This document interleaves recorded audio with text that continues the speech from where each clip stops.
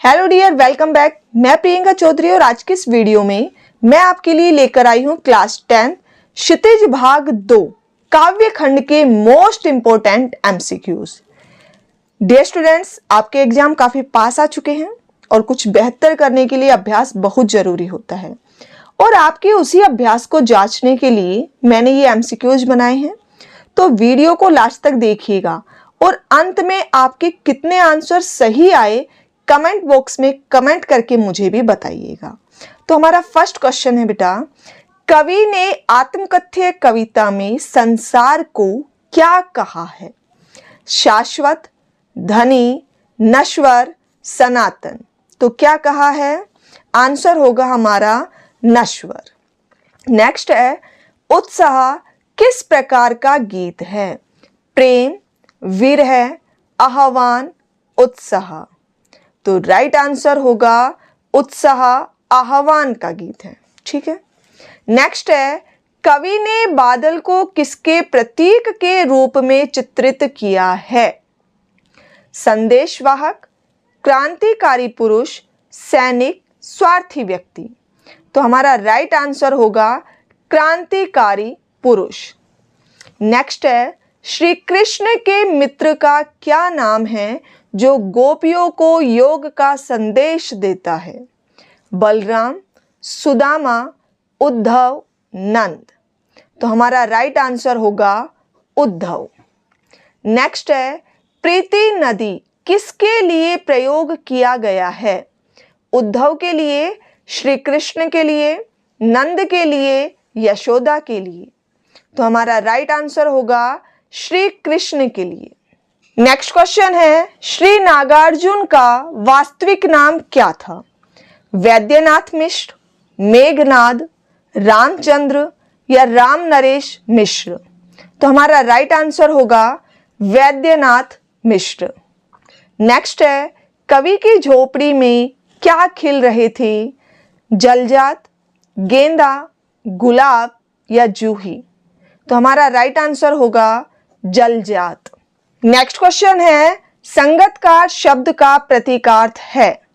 संग चलने वाला, सहयोगी, उपदेश श्रोता, भजन सुनने वाला। तो बेटा यहां देखो चारों पे टिक हो रखा है लेकिन आंसर तो एक ही है। तो आप बताइए, संगतकार शब्द का प्रतीकार्थ है बेटा सहयोगी। नेक्स्ट है, सरगम का अर्थ है ज्ञान, सरक कर चलना, स्वरबोध, सरोवर।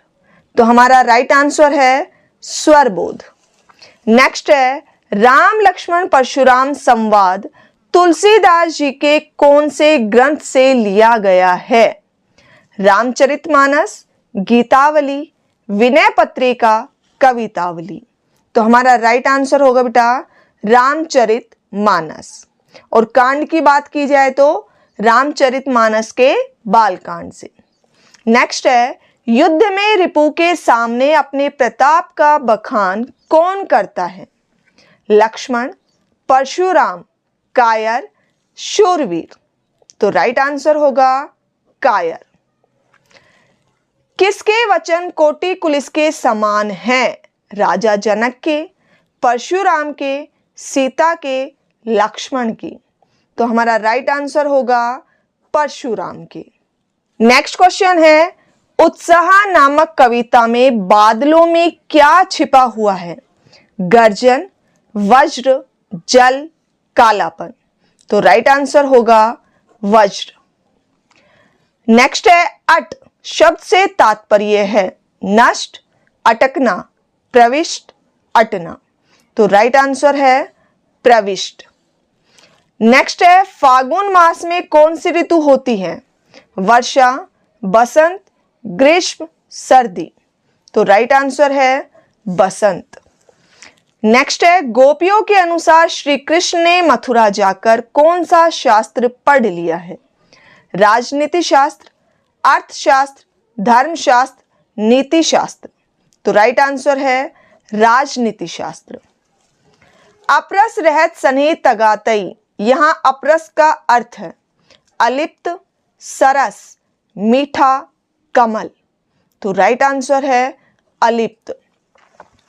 तुलसीदास के अनुसार कुंभड़बतिया किसे देखकर मुरझाती है? सूर्य, अंधकार, तरजनी, उख। तो राइट आंसर आएगा तरजनी। नेक्स्ट है गर्भना के अर्भक दलन। यहां अर्भक का अर्थ है गर्धभ, बच्चा, गंधक, शत्रु। तो राइट आंसर आएगा बच्चा। नेक्स्ट क्वेश्चन है फसल किसका रूपांतरण है? वायु का, वर्षा की बूंदों का, सूर्य की किरणों का, किसान की सोच का। तो राइट आंसर है सूर्य की किरणों का। दही, घी, शहद, जल और दूध का योग जो देवता और अतिथि के सामने रखा जाता है उसे यह दंतुरित मुस्कान कविता में कहा है। प्रसाद, मधुपर्क, इत्र, गव्य। तो राइट आंसर है मधुपर्क। नेक्स्ट है संगतकार के धीमे स्वर में क्या निहित रहती है? प्रेरणा, पीड़ा, विफलता, मनुष्यता। तो राइट आंसर है मनुष्यता। नेक्स्ट है अट नहीं रही है कविता में मंद गंध पुष्पमाल का धारक किसे कहा गया है? भादो, फागुन, सावन, कार्तिक। तो राइट आंसर है फागुन। नेक्स्ट है उत्साह कविता में बादल से किसको शीतल करने की बात कही गई है? ध्यान से सुनना बेटा। उत्साह कविता में बादल से किसको शीतल करने की बात कही गई है? विकलजन, तप्त धरा, विद्युत, जीवन।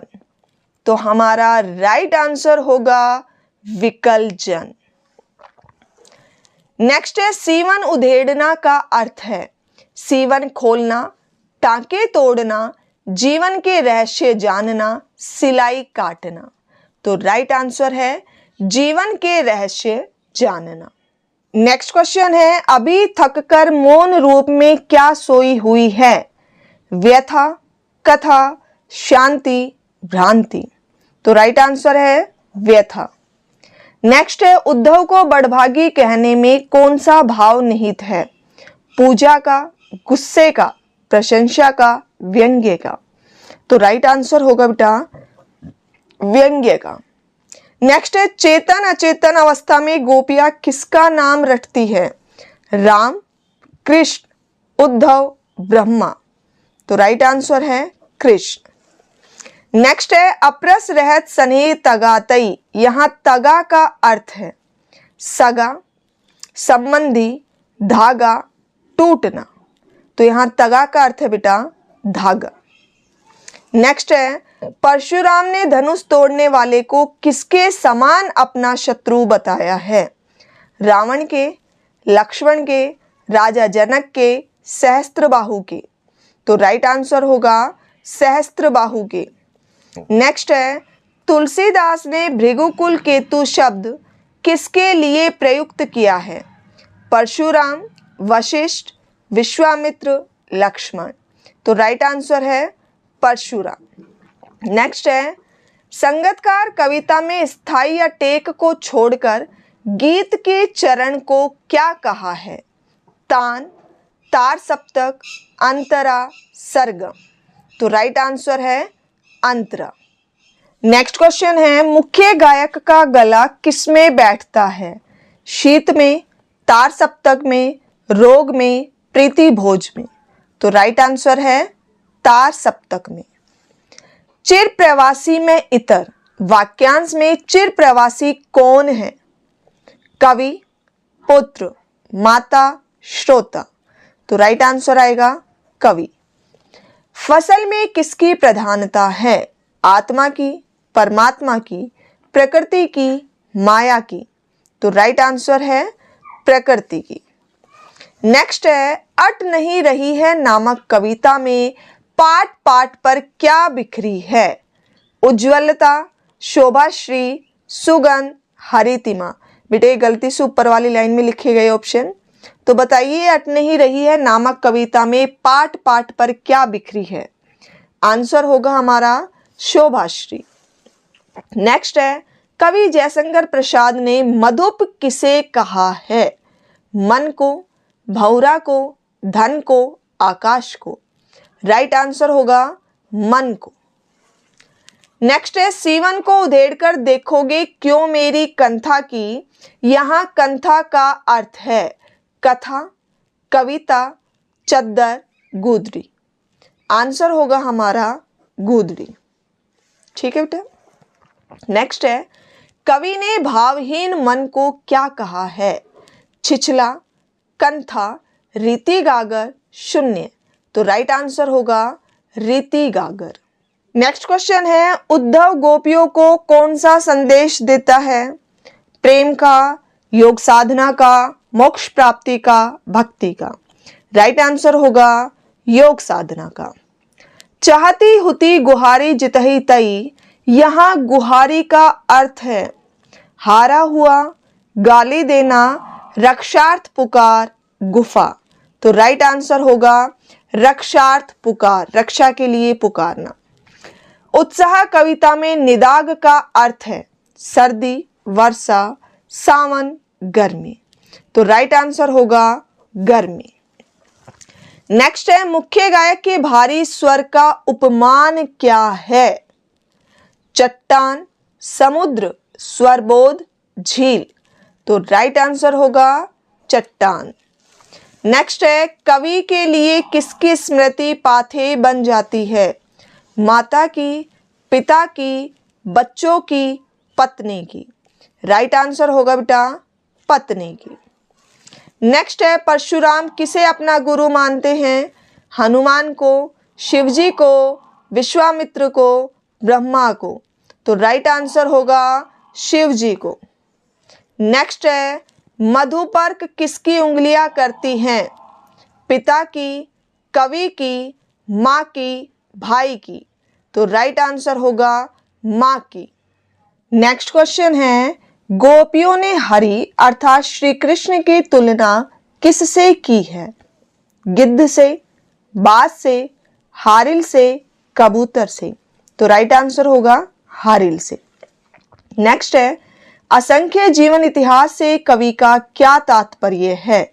जीवन का वर्णन, मानव मन में उत्पन्न विचार, जीवनी, आत्मकथा। तो राइट आंसर होगा मानव मन में उत्पन्न विचार। नेक्स्ट है, छोटे बच्चे के स्पर्श मात्र से कौन से फूल झड़ने लगे थे। शेफालिका, कमल, गुलाब, चंपा। तो राइट आंसर होगा शेफालिका। नेक्स्ट है, अनहद का संगतकार कविता के संदर्भ में क्या अर्थ है। सीमाहीन, असीम, अनंत, असीम मस्ती। तो राइट आंसर होगा असीम मस्ती। तो डियर स्टूडेंट्स, ये थे हमारे काव्य खंड के टॉप मोस्ट एमसीक्यूज। आप फटाफट से कमेंट करके बताइए कि 50 क्वेश्चन में से आपके कितने आंसर सही थे। और जल्द ही मैं क्षितिज भाग 2 गद्य खंड के भी टॉप मोस्ट एमसीक्यूज की वीडियो भी लाने वाली हूँ। अगर अभी तक आपने चैनल को सब्सक्राइब नहीं किया है तो जल्दी से सब्सक्राइब कर लीजिए और बेल आइकन को दबाना ना भूलें ताकि न्यू वीडियो का नोटिफिकेशन आपको मिलता रहे। Thank you.